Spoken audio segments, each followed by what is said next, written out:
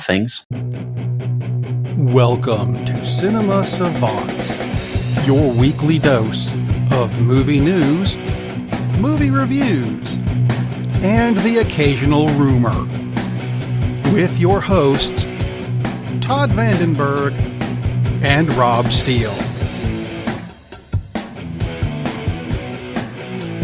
And coming up in this week's show, the return of Poirot, the return of the Crow, and Hayao Miazaki, don't you know? I feel like watching Fargo. But before we get too much farther into the show, see, I stopped rhyming. It's something I can do on occasion. Found something very interesting this week. It's not movie news, it's TV related, but it's on Amazon, so it kind of counts. The BBC dropped the trademark on a character that they had previously owned and used the crap out of, and said that no one else can use it as long as they own the trademark, which they don't anymore. So we could see the Stig on the Grand Tour when it comes back on December 8th. I'm not holding my breath, but I think that would be awesome because that's what the show was missing. If you don't know what I'm talking about, watch old episodes of Top Gear and it'll make sense. I wonder why they made that decision. Why would you? Well, I think they dropped Top Gear altogether because without Clarkson, Hammond, and May, the show, what's the word I'm looking for? Sucked. Yes. Yeah. It didn't work. And they went on to do a show called The Grand Tour on Amazon, which is missing something, and I'm fairly certain it's the Stig, which is something they couldn't bring with them because it would have made sense. Or something like that. I don't know. And actually, this is a slow movie news week, so I want to bring this up. It's kind of related. It has to do with the Pokemon Go game, and it's very time sensitive. That's why I'm putting it on this show instead of any of the other things I do. They had a thing this past week that if they reached a goal of 3 billion, that's with a B as in boy, or why did you bother doing this? No, that's not what starts with letter B. If 3 billion Pokemon were caught this week, the planet gets to catch the Asian region-specific Pokemon Farfetch'd. I found out this morning that goal was reached because there was a Farfetch'd outside, and I'm not in Japan. So if you play the game, look around because you're only going to be able to do this for like 3 days, I think. But they made some Pokemon that are region specific. If you don't catch it this week, you're going to have to go to Japan if you actually want it. A public service announcement for people like Jennifer, in case she's listening, and she listens occasionally, and she's a huge Pokemon fan. Oh, anyway. How about some movie news? It's a shame that we're not live from Tokyo. That would be interesting. Although I did find this out. If you are in Japan, it doesn't work for you because you already have Farfetch'd. You actually get to catch the Australian-specific Pokemon Kangaskhan. How cool. Which is really weird. But, no weirder than the money thing I'm about to bring up. Bring up money. Kenneth Branagh's Murder on the Orient Express. just came out a couple of weeks ago. It made a whopping $66 million as of 2 days ago, on a budget of $55 million. So it's, up 11, which is enough for them to say, yes, we want you to go ahead and make a sequel, as opposed to Justice League. I don't know. We'll get to that later. Go ahead and make a sequel. So they're going to bring back the character of Hercule Poirot back to the big screen in an adaptation of Death on the Nile. Which makes sense. Is no date set yet, but there we go. Following the pattern, because I believe that was the follow-up to Murder on the Orient Express back in the 70s. Death on the Nile was the next one. I think it was. So, interesting. It doesn't take that much money to make a sequel. I guess if it's under $100 million, you can do that. I guess so. They haven't turned a profit, but they're obviously well on their way, unlike some other movies that we'll be talking about. We'll get to those. So, and I haven't seen Murder on the Orient Express, but at some point I will get around to it. As in, hopefully, while it's still at the theaters. There's a couple others I want to catch first. But Movie Pass. Behold. That's the purpose of movie. That's exactly. Anyway. Halloween movie news, which is very strange because we just passed Thanksgiving. Yes. Blumhouse Pictures has said they're going to be redoing the sequels to the Halloween movies, basically ignoring everything after the first original Halloween movie. But they said that we're kind of ignoring all past films past the first one, and it picks up right after the first one, but it's an alternative reality. So you can watch the old sequels, but these are new sequels. And there's a quote that's going to have to be beeped, but you'll get over it. Danny McBride, who wrote the script with a guy named David Gordon Green, said, and I'll quote, "I just hope that we don't f*** it up and piss people off." Isn't that a magnificent quote? You know what I said. That's just a magnificent quote to throw in about a movie that you're in the process of making. Yeah. I like that. I mean... and that's a good attitude to have. It is a good attitude. I mean, it's a realistic attitude. I like that they're throwing away everything after the... Not that... they just all kind of ran together. And the sequel, the Halloween 2, of course, actually did pick up immediately at the end of the first movie, which I thought was pretty slick. And that was the last Halloween sequel that was really, really worth watching anyway, because this Halloween 3 wasn't even a Halloween movie. It was just a completely different plot line. It was stupid. And after that, then it was just endlessly recycled bits of the guy in the Bill Shatner mask killing people. And it's like they all just bleed together, pun intended. So it doesn't make any sense to remake the sequels. Why would you do that? So go into fresh territory. Yeah. I mean, if you're going to do it, do something different, and hopefully you'll do something. Yeah, and don't F it up. Danny McBride. Good quote by Danny McBride. Doesn't surprise me he would say that. That's just from. He strikes me as one of those actors who's always just playing himself. Always. That's the easy way to do it, unless you're Kevin Costner. Then it gets really boring. Hi, I'm Robin Hood, and I'm from Iowa. What the hell? He's fine in some movies. He's fine in some. And not so much in Robin Hood. Yeah, that was the rest of that Robin Hood movie. I really liked, but when he came on the screen, I'm like, oh, really?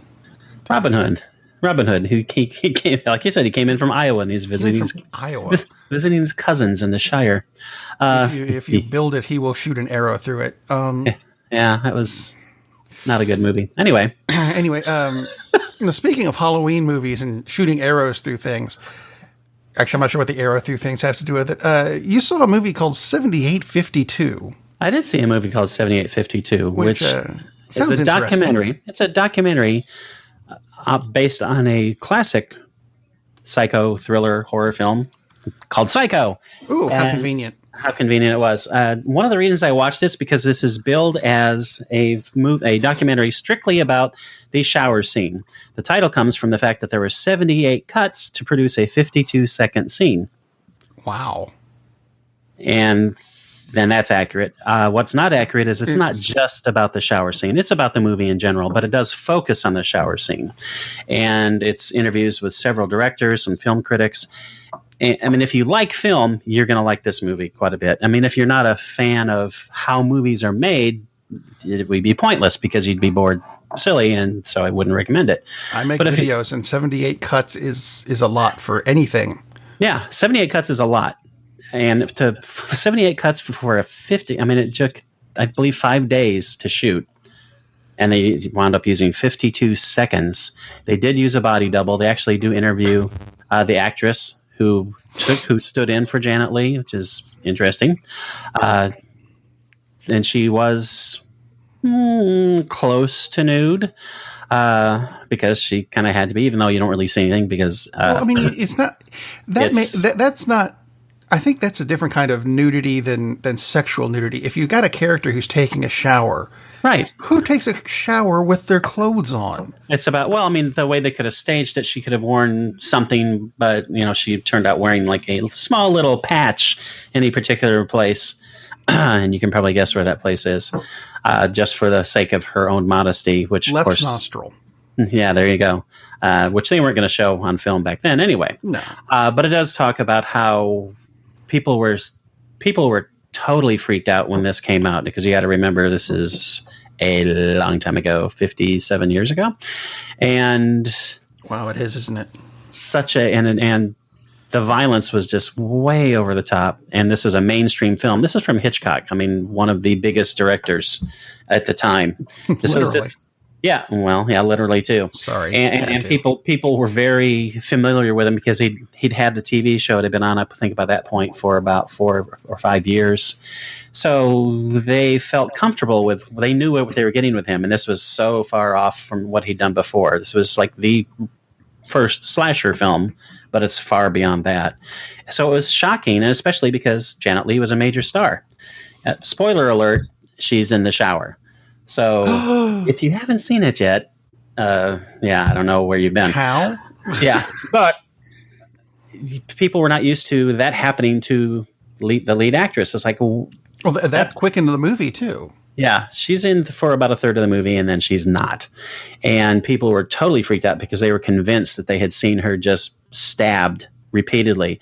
And when you actually pay attention, and you can by virtue of this documentary too, there's only one scene where it actually shows the knife on her body, and they filmed it just by reversing the film. They pressed it against the body double's body, put a little thin trickle of fake blood underneath, so it looked like it was almost entering her body. But it's when you freeze frame it, it looks like it's maybe a quarter of an inch into her, which of course it isn't. It's just pressed against her skin. And they reversed the film, so when they pulled it away, it looked like the knife was going in. And then they stopped it right at that point, so it didn't go in further. It's all camera work, which is the brilliance of the scene and the brilliance of the film, because it totally changed the film industry, really, because it did a lot of things. It was shot on a really low budget. Initially, the film editor, thought there wasn't much to the movie. He didn't like it, and he recommended they just recut it down to an hour and put it on the TV show. Because that would go over well. Yeah. Obviously, there wasn't going to be much to that shower scene, obviously. And Hitchcock, of course, said, no, that's not what we're doing. Don't be stupid. It was the first movie where they insisted, and again, it's just the brilliance of the promotion. No audience member, no one will be admitted into the audience after the first 5 minutes of the film, which they never really insisted on that kind of thing before, but it was just the hype because, you won't know what's going to happen. You'll be lost. And of course, the first 5 minutes just kind of sets things up. That doesn't matter.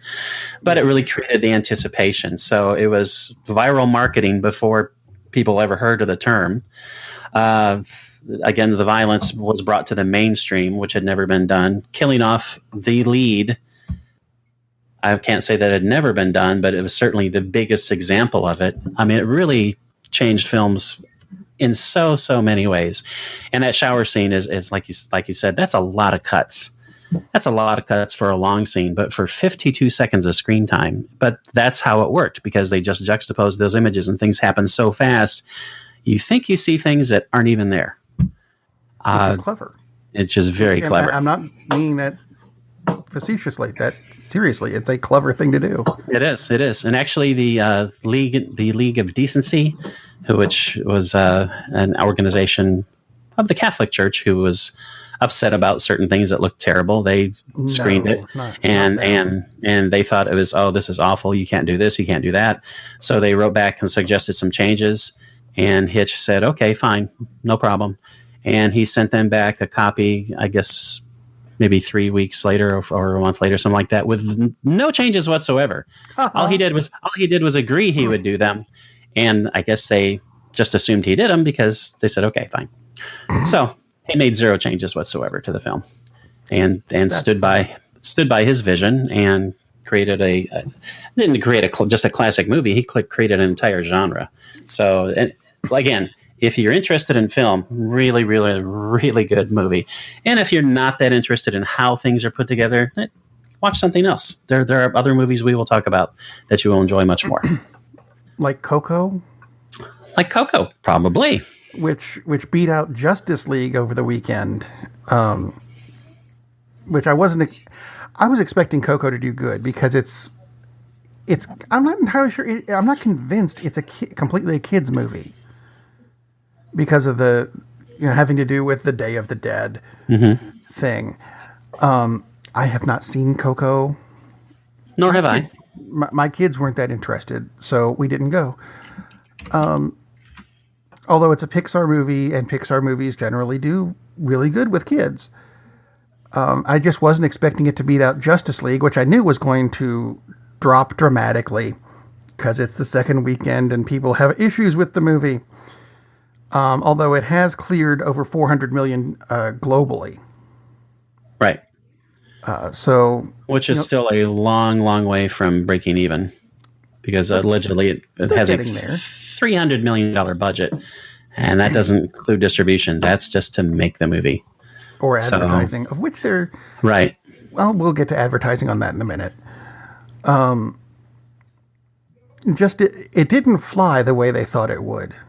Not close to it. On Turkey Day. And turkeys, as we know from WKRP in Cincinnati, don't fly. See? There we go. Before we actually get into the full DC news thing, though, you did see something that, well, it kind of flew, I think. I don't know. Lady Bird. Which has nothing to do with birds. It has nothing to do with birds. There might have been an airplane, but... Really, really good movie. If, for instance, you like the film Brooklyn, came out a couple years ago, with Saoirse Ronan, which I finally realized how to pronounce her name, because I look at it and it's like, oh, it's Saoirse Ronan, and it's not a Saoirse Ronan. God, she's a great actress. Lady Bird is a coming-of-age, growing-up tale about a high school senior, and just her fights and struggles with classmates and her mom and what she wants to do with her life and her boyfriends and all the rest of it. It's just a slice of life movie, and it's terrific. It's so well done. She's fantastic. She's going to get an Oscar nomination for this. If she doesn't, I'll be really, really pissed. Brooklyn, by the way, that came out the same year as Room, and Brie Larson won Best Actress for Room, which was deserved. But even then, I thought Ronan should have won, because I just thought she was amazing in Brooklyn, and she is amazing in this. And it's a comedy drama. It's much lighter than Brooklyn. Again, it's just about this girl growing up, but she's a fascinating character. I mean, she's absolutely the way teenagers can be in all their horrific glory. Laurie Metcalf, and if you know the name Laurie Metcalf, it's because you were probably a fan of The Roseanne Show. That was her sister. She is terrific as the mom. She does a great, great job. Really, really good movie. Honestly, I can't recommend it enough. And it's very different from the kind of movies we usually talk about, because typically we go more of the superhero stuff because we like those things. Yeah. Man, this is a good movie. Like I said, I chose to see this instead of Coco, because Lady Bird is the kind of movie that if you don't go see it in the first couple of weeks, good chance it's going to be gone. Just because it's those kinds of movies just don't make a ton of money. They're not built that way. They're not going to make that much money. Here we go. $1.5 million. That was the box office for Lady Bird. Ouch. But still.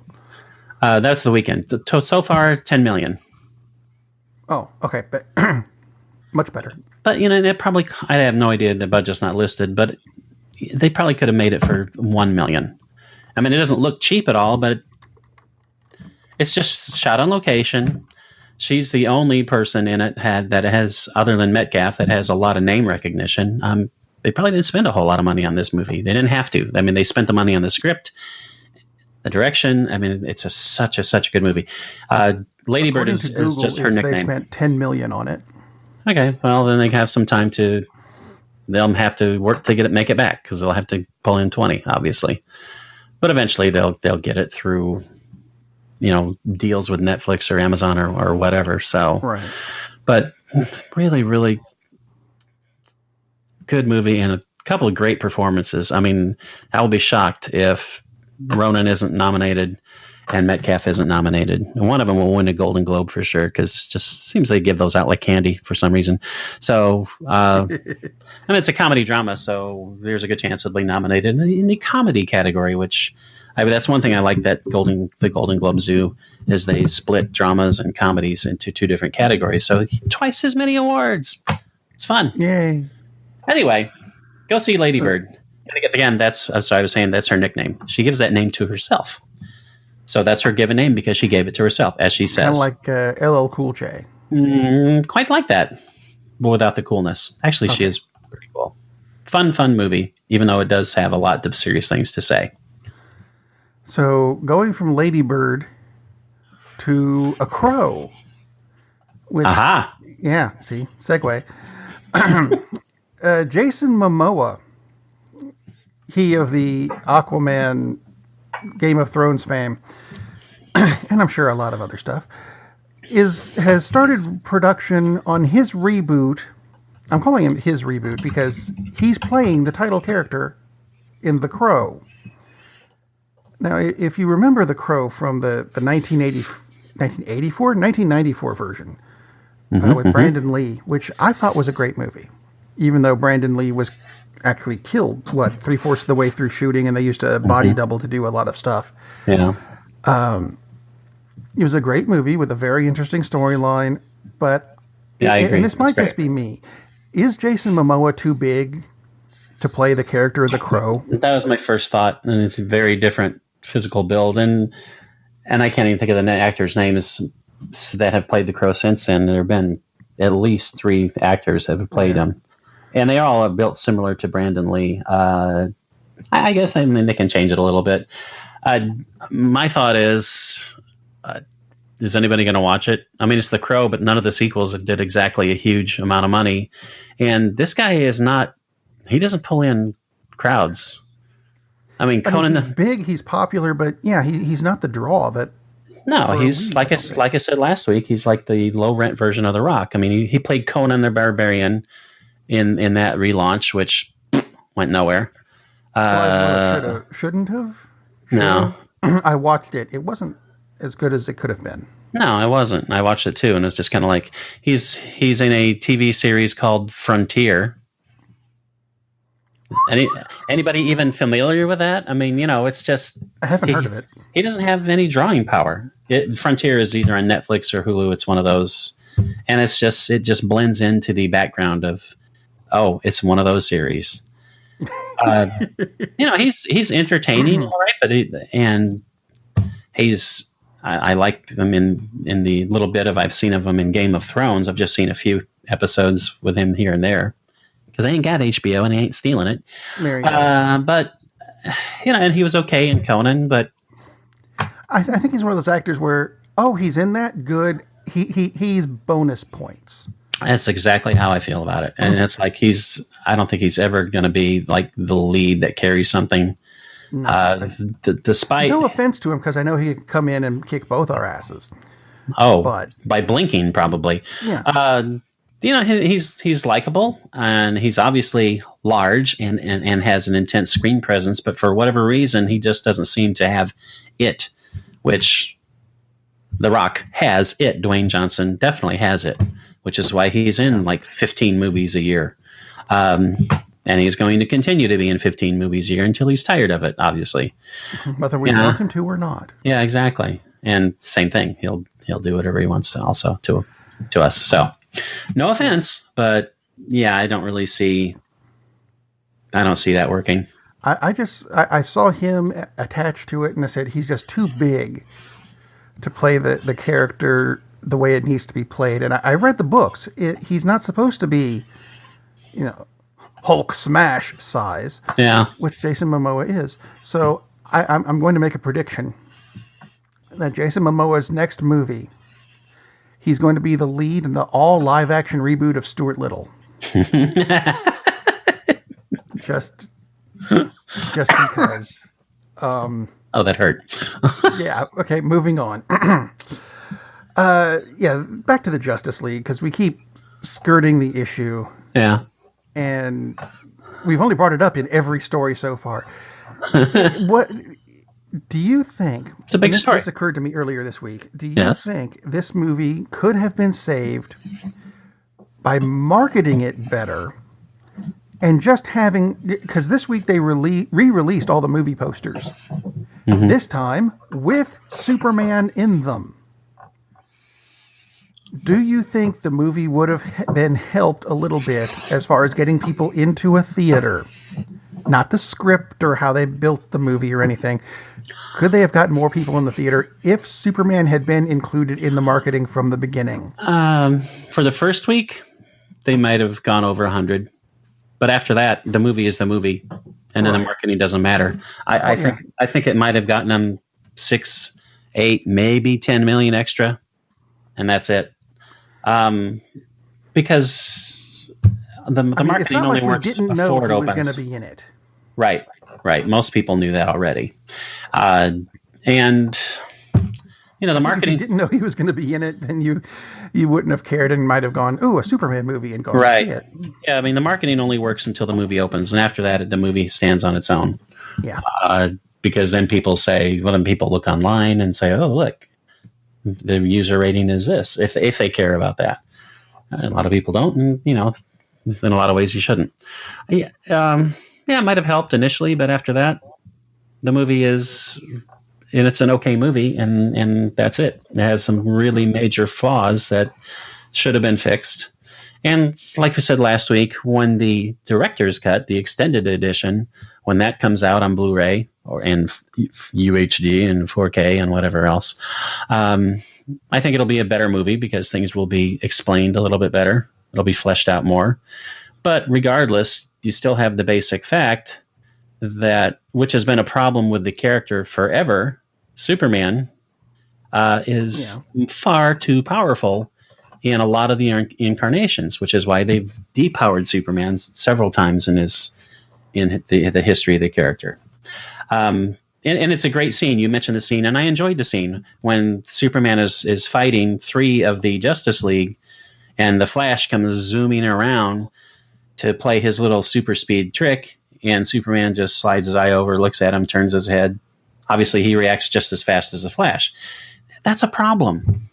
You don't need the Flash if Superman is as fast as the Flash, do you? No. You don't need Wonder Woman or Aquaman if he's stronger than they are. You don't need Batman if he's as smart as Batman, which in some cases he's kind of portrayed to be. It's step it down, guys. Because, again, like I said last week, this is a movie about the Justice League unites. They didn't have to. All they had to do was get Superman back. But they need Cyborg because Superman doesn't know how to use a PC. Yeah, they don't, Other than that. All they needed was Batman. And go find a damn Lazarus Pit, and it's done. And I know they haven't introduced the Lazarus Pit in the universe, but that's been around in the DC universe in the comics for how many decades?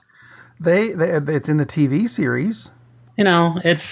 That's what bothers me most about this film is that there's no reason for the Justice League to exist, because really all they did was bring Superman back from the dead, and they didn't need all those people. And they had arguments about whether or not it was a good idea.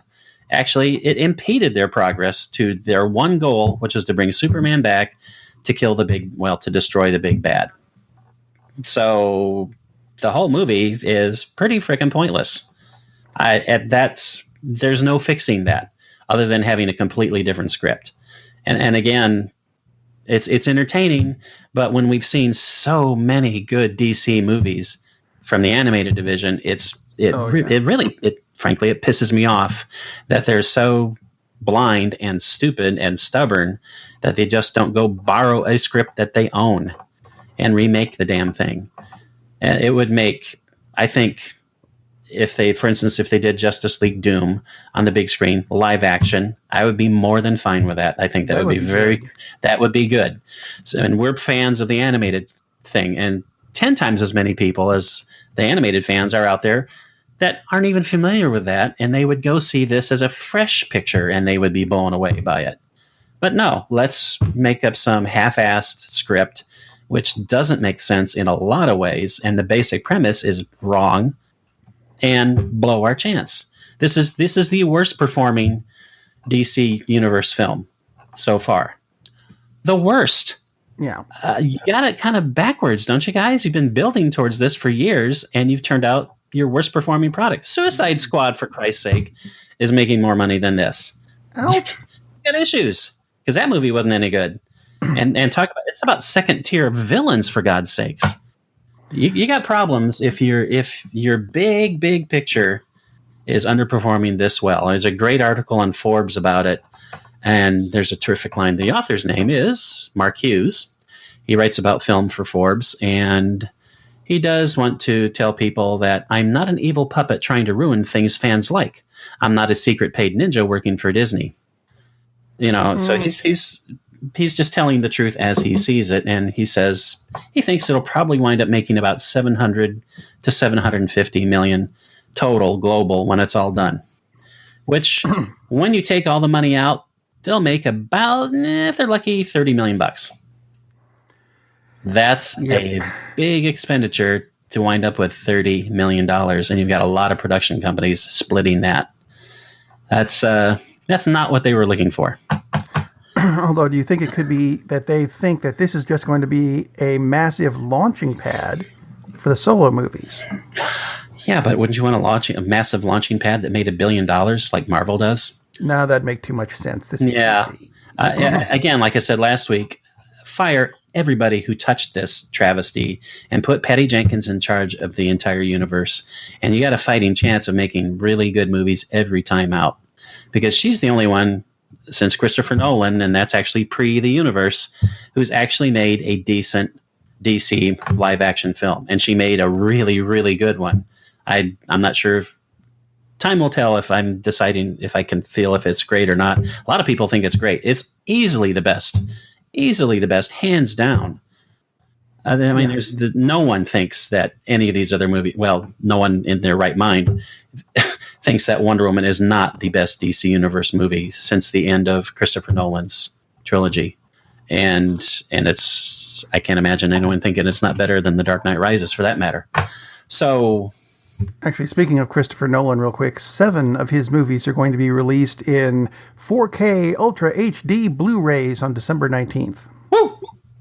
Including the 3 Bat movies. That's a lovely thing. Along with The Prestige, Inception, Interstellar, and Dunkirk. All excellent movies. Prestige is one that I think doesn't get enough.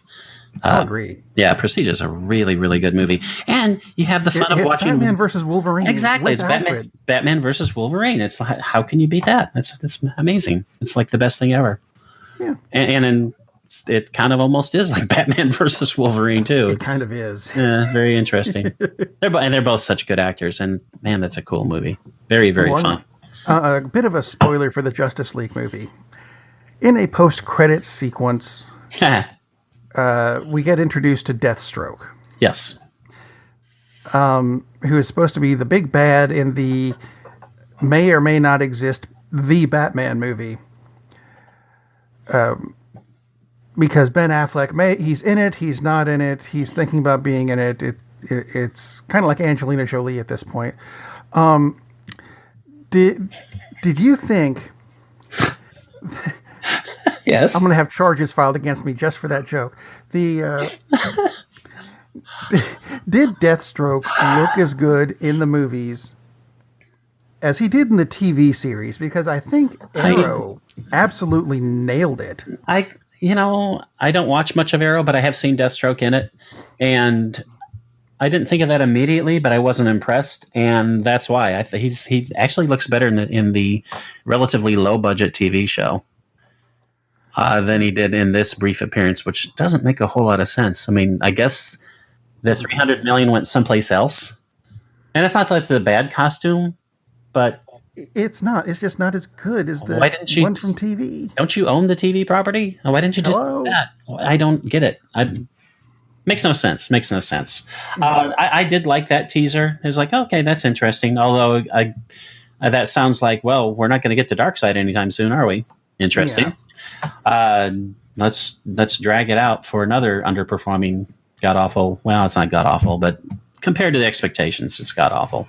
It's a decent movie. Go see it, but whatever. It's just disappointing. The other teaser, the other post-credit scene, the first post-credit scene, that actually made me happy. And I just finished ranting for, God, how many minutes was I talking about how overpowered Superman is?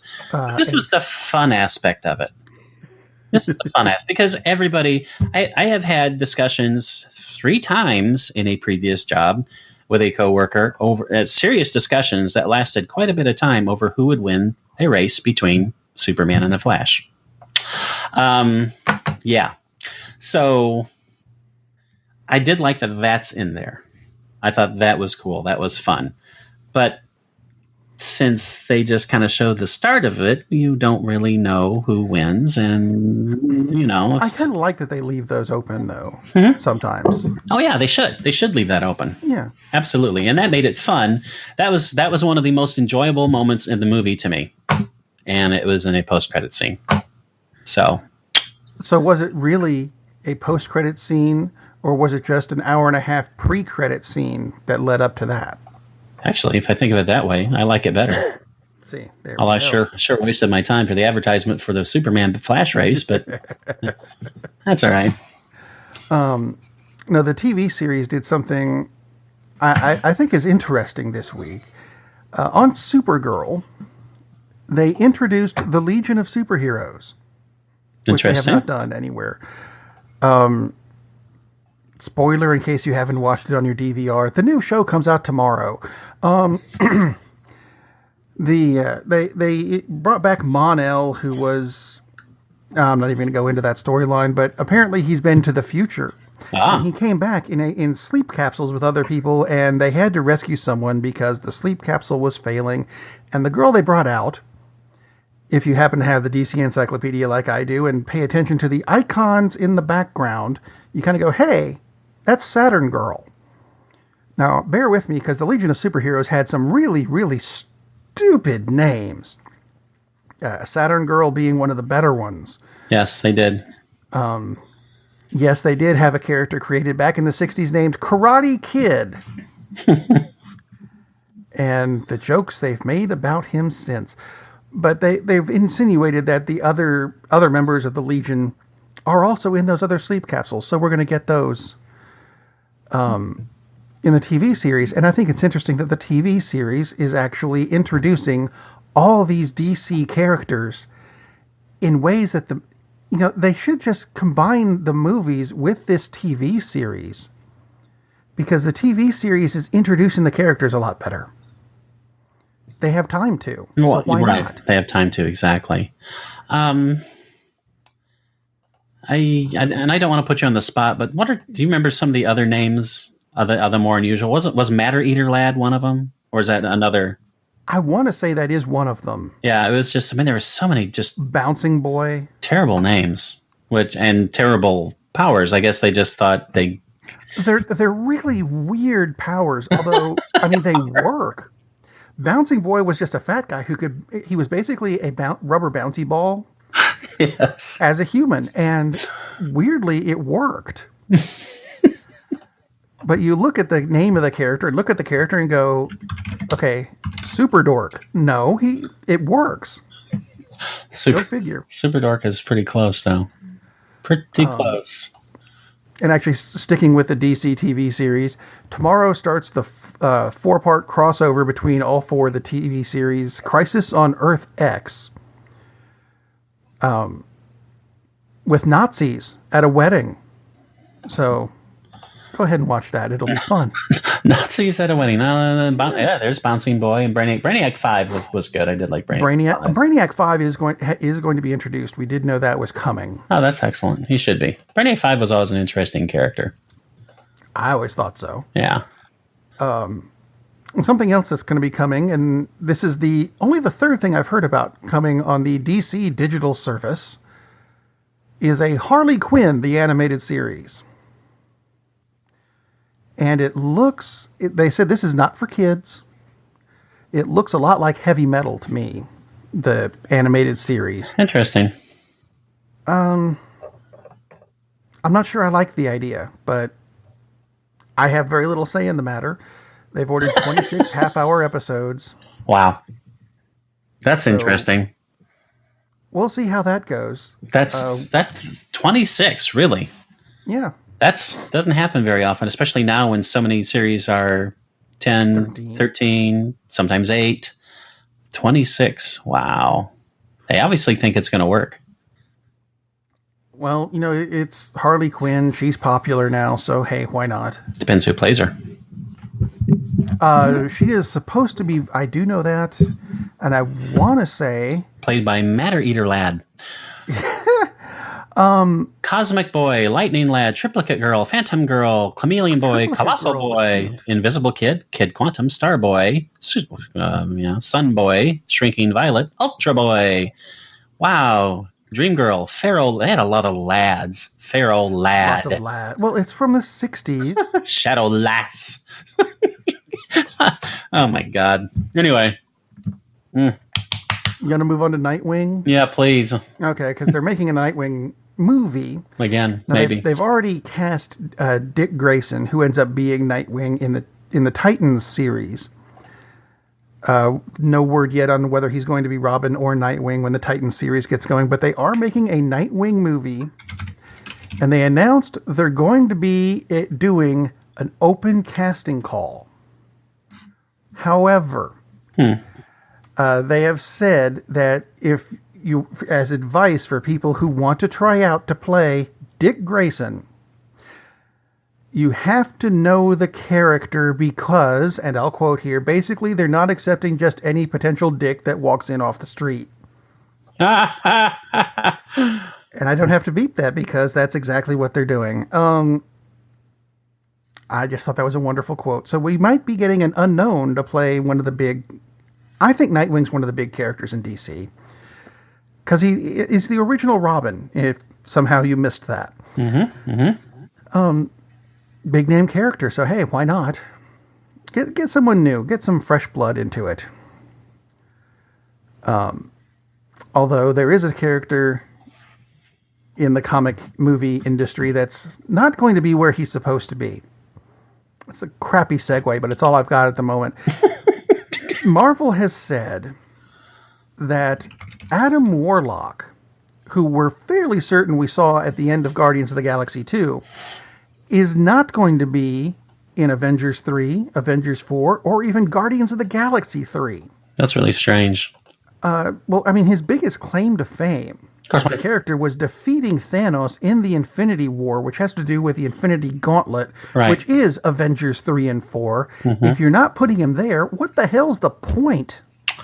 My thought is that that's just an absolute bald-faced lie. It could be. I don't see how they can not put him Adam. Well, they can not put him in, but if they don't use him, like you said, if they don't use him in Avengers 4, at least, I'm assuming they're never going to use him, because why would they?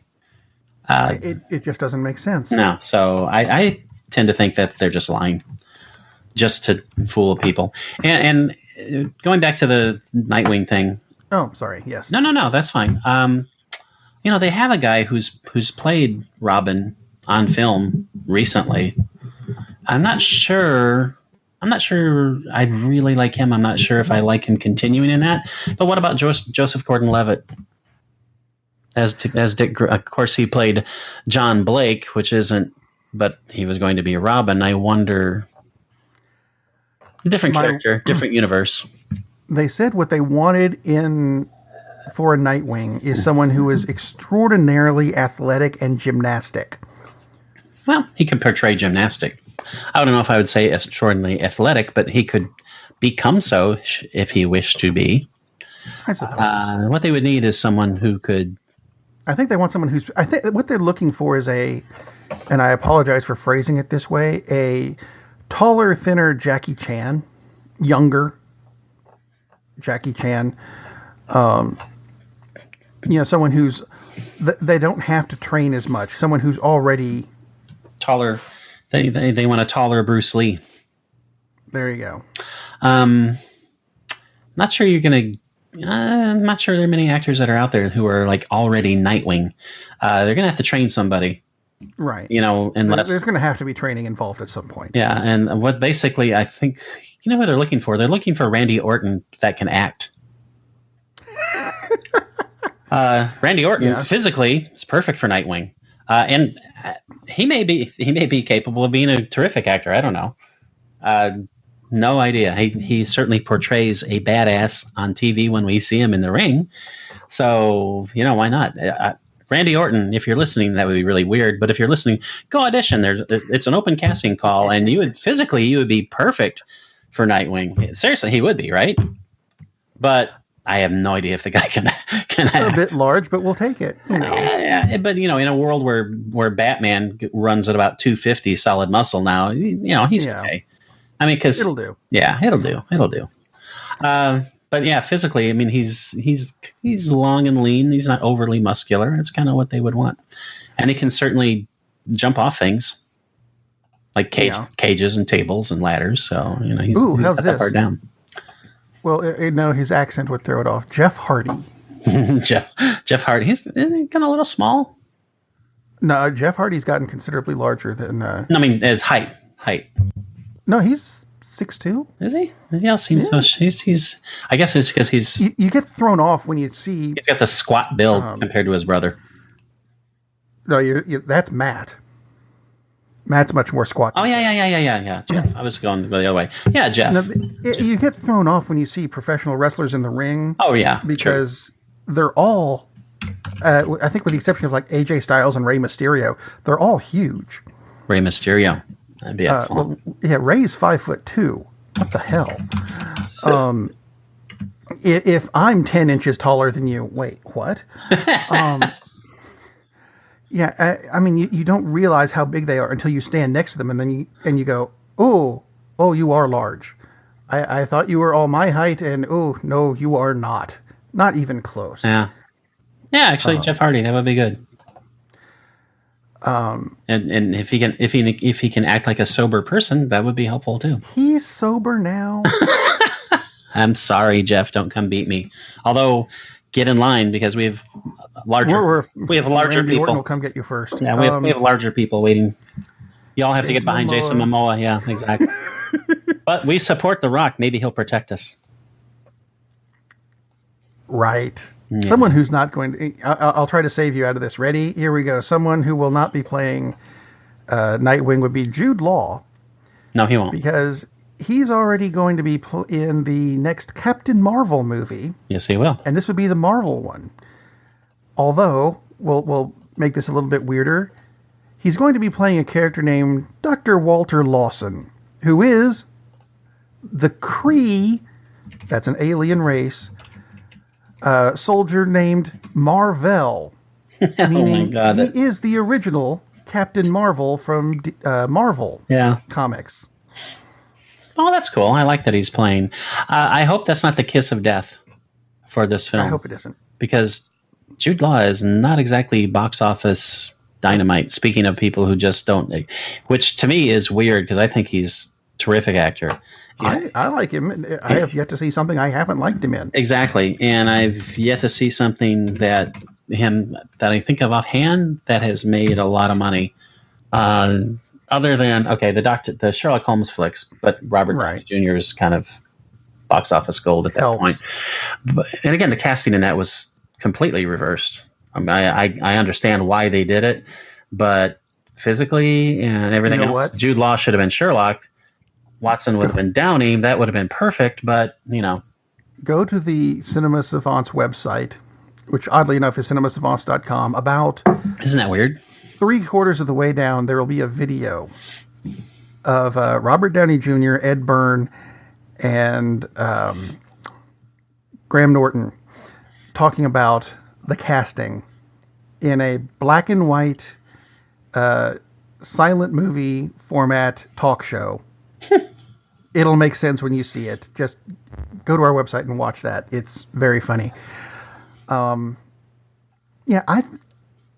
not sure he's not going to be the draw for this movie. He's not. Samuel L. Jackson in it.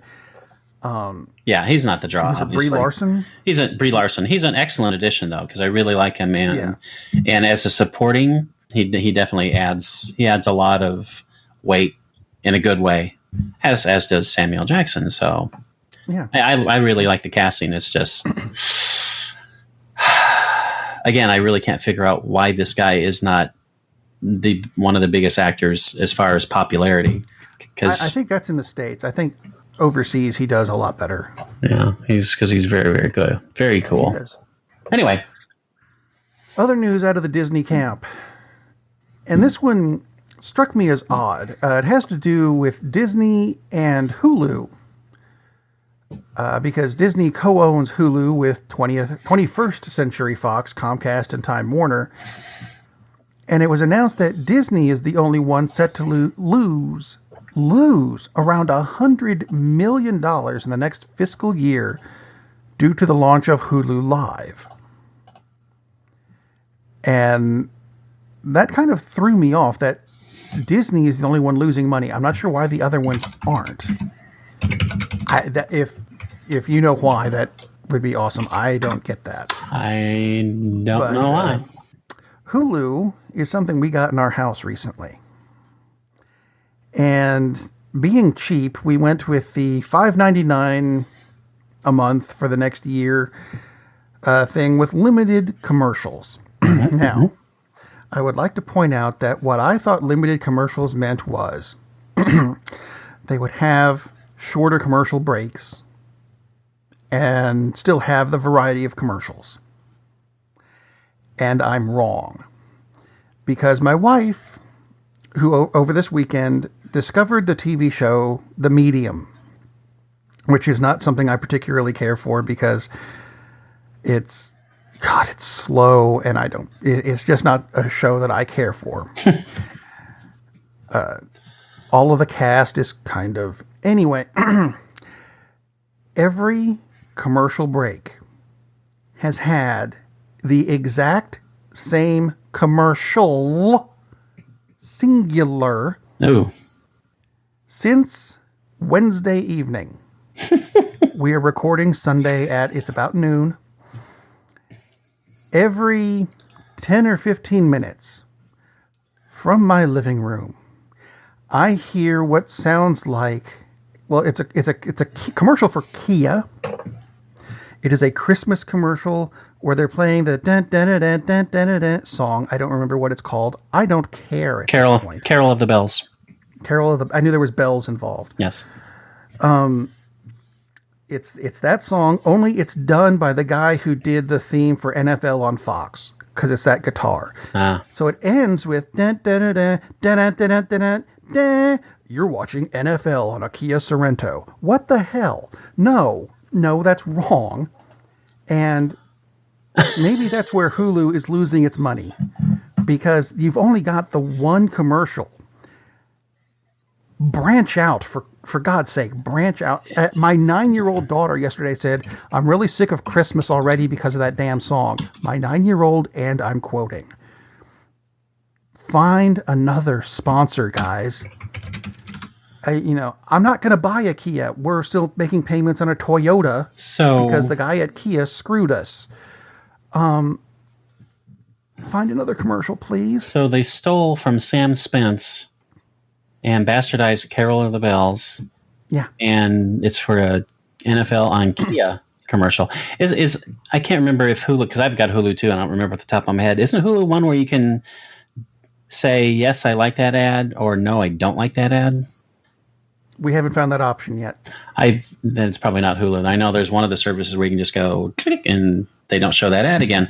And I wonder, show me this again. And I wonder maybe is what's happened is someone kept on, don't show me this ad, don't show me this ad, don't show me this, and they wound up with there's only one ad left and you can't get rid of that one. That would be awful, but kind of funny since it's not happening to me. That's looking at the article, because I saw an article too about the Disney losses, and it sounds like maybe they're all losing money. It's just Disney's the only one who came out and reported, hey, this is exactly what we've got invested. This is what we're going to lose. But ultimately, they're looking forward to it because they think they're going to wind up making a ton of money on Hulu. They will once it gets going. On Hulu Live. So, yeah, which makes me wonder, okay, if they're invested in Hulu Live, why are they going again with their own streaming service? Unless Hulu Live turns out to be what was called the Disney's own streaming service, but I don't think that's the fact. I don't get that. Doesn't make a lot of sense that you would invest in Hulu and invest $100 million. They invested more than that. Yourself. Right. It makes no sense that you would do that. I don't know. But they're making a lot more money than I am, so I'm not going to doubt Disney. Well, that's true. And Speaking of Hulu, you saw something on Netflix that you said was interesting. Did I really? Well, something yes, about, I did. Let's see, who is it? Jim and Andy. Jim and Andy. Sounds like a 1950s sitcom. It does sound like a 1950s sitcom. Not quite a 1950s sitcom, but it is. It is about a sitcom, kind of. Jim and Andy, The Great Beyond.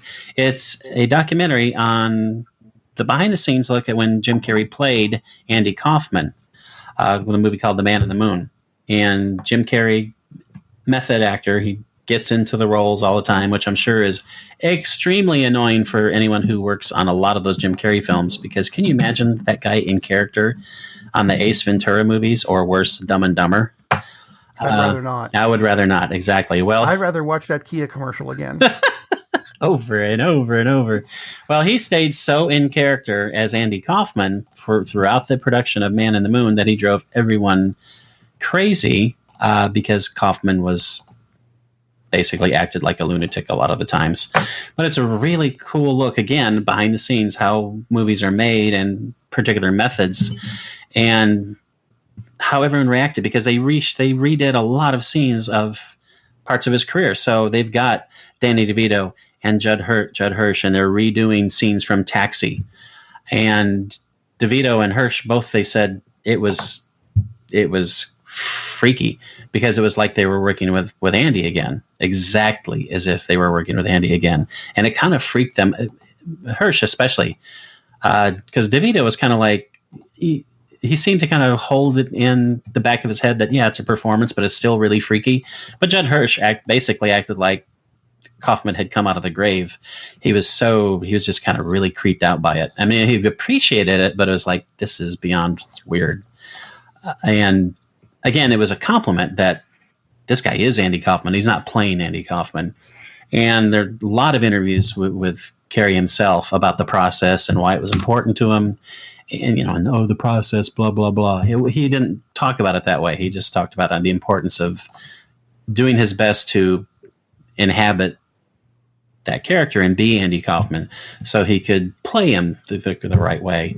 And he pissed a lot of people off during the production. He even says that he had all this footage himself, and the studio would not let it come out for like extended scenes or anything when the videos came out, because he said, Carrey, and this is a quote from Carrey, he said the studios didn't want people to look at him and think he was an asshole, because he is for much of this production, because again, he's playing a guy who acted like a jerk, was a jerk, but acted like a jerk, because he was always performing.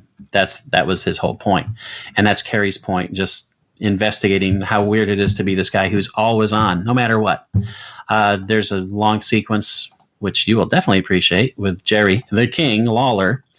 And Lawler talks about, of course, the famous incident when they were on Letterman, and how it was definitely, he said it was definitely a work. He said he and Kaufman were really good friends. They respected each other. This is just what they did. And again, is this a work or not? Who knows? But Carrey and Lawler reenacted the thing with Letterman, and they reenacted that scene, and they had a stunt person who was going to step in for when Andy gets punched, or slapped, I should say. It was an open hand slap, which damaged his neck, supposedly.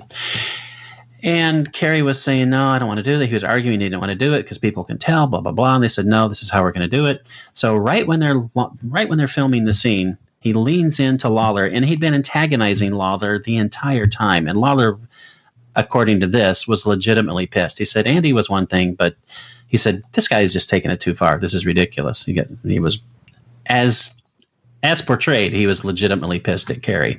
And Carrey leaned into him, and he said, you just told him to hit him as hard as he could. And Lawler obliged him. And then the next scene, the next scene is Jim Carrey is getting an MRI done on his neck. He's walking around with a neck brace, and hard to tell, because is this also part of the work? Who knows? But I think Lawler was legitimately pissed at Carrey, and a lot of people were legitimately pissed at him because he just took things so far and never shut it off. But I respected Carrey a lot more after watching that, just how devoted he was to getting it as right as he can.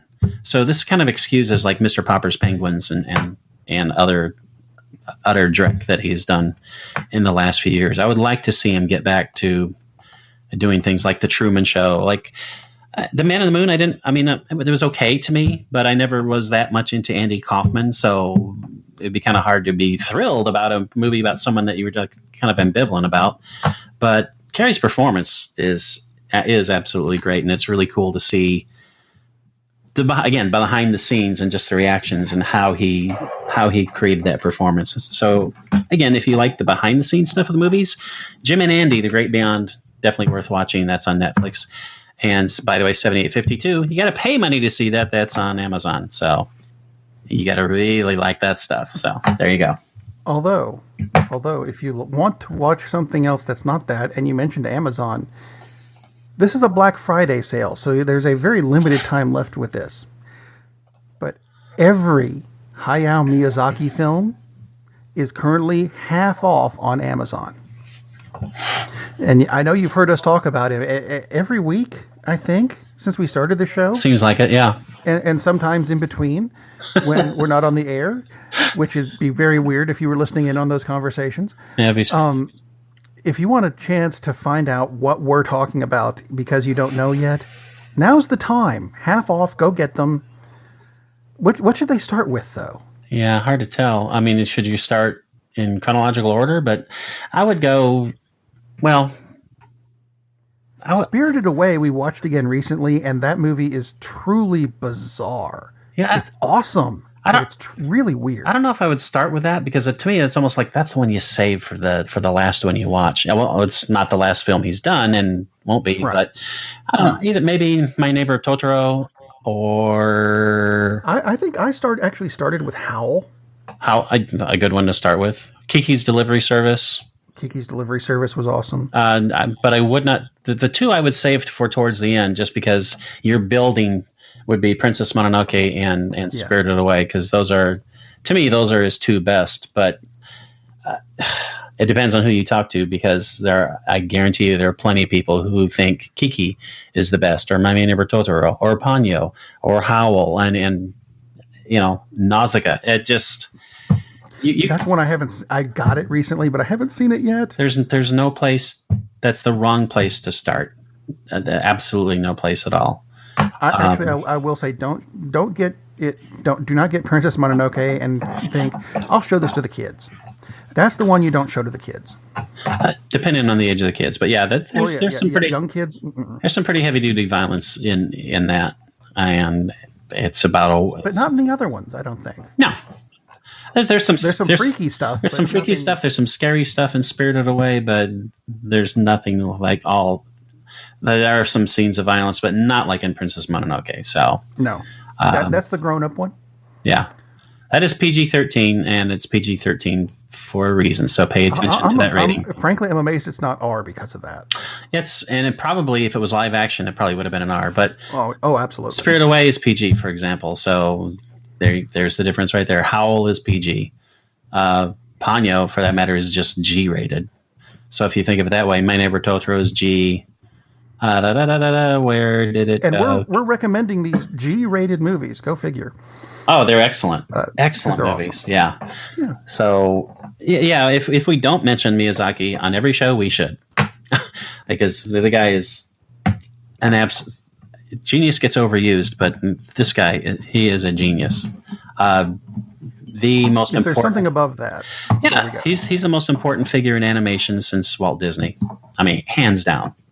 I think and I won't say more important, because Disney was kind of groundbreaking, although Miyazaki is too. But yeah, this. I'm nodding the whole time. I know you can't tell because we're on radio. Yeah, there we go. Yeah, this guy is just a titan of animation. Absolutely. And talk about movies that the entire family can enjoy. This is the definition of it. Any of his movies, but his best movies are just. They're not great animated movies. They're great movies, period. I mean, Spirited Away and Princess Mononoke, those are the two I would pick out as, I don't know if I would say among my 25 favorite. because there's thousands of movies to pick from. But again, movies, period. Not animated, not kids' movies. I mean, they're just amazing films. So take advantage. And if you don't have, or if you're missing a few from your collection, this is the time to go. Go get them. Go get them. See, now you've got something to do, because I've run out of show. Have you run out of show? I've run out of show, too. Hey, that's convenient. So go get some Hayao Miyazaki movies. And have a good weekend and week, and be careful and stuff, because it's going to be allegedly getting cold and icy and stuff. Yeah. Maybe. Not where I am, but, for most of you guys. Oh, yeah, you Floridians. Cold and icy. It's going to be 68, I think, tonight. So, yeah, that's kind of icy. Yeah, bite me. Have a good week, everybody. We'll see you next week. Ariel! Hoopa! Ride! Do you think they will let me live in Montana? I was thinking of the immortal words of Socrates, who said, I drank what? Man, we have a weird job. It's shameful, but it's a living. Darn, that's the end.